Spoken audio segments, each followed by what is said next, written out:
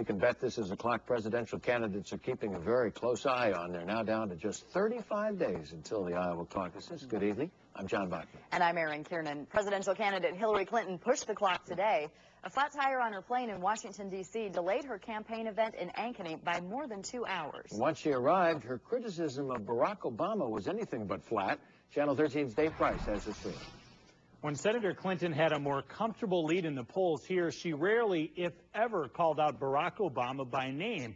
But after today, it sounds like that has changed after a recent poll put his name at the top. Well, I made the effort to get here, and I really don't want to go home without seeing her. So. Little did Faye Caffrey know what her commitment to no longer sit as an undecided voter would mean. And we'll keep you posted. Thanks. Hillary Clinton's campaign announced that there would be a delay. You gotta make it a double cheeseburger. So the crowd was welcome to enjoy a free plate of burgers and chips. Good thing Faye came prepared for the afternoon. Good book. With Clinton's book in hand, Faye waited. It's just me. It's just me again. More announcements, more delays. Good thing Faye grabbed more than just that book from the car to pass the time. 2 things.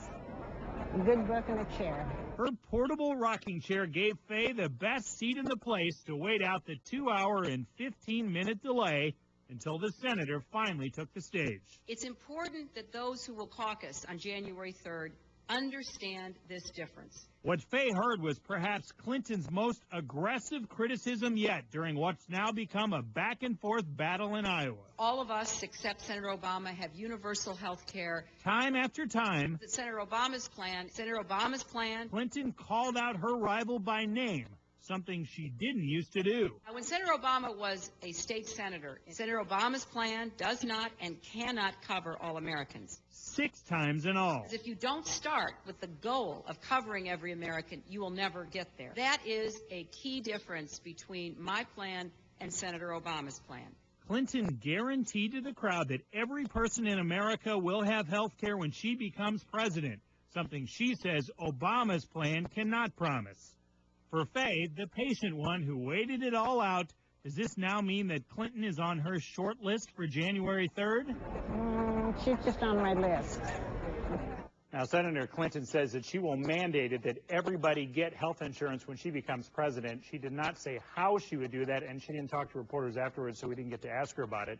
But a spokesperson says that you would automatically get enrolled for her health care when you go to the hospital. Meantime, what does Obama say?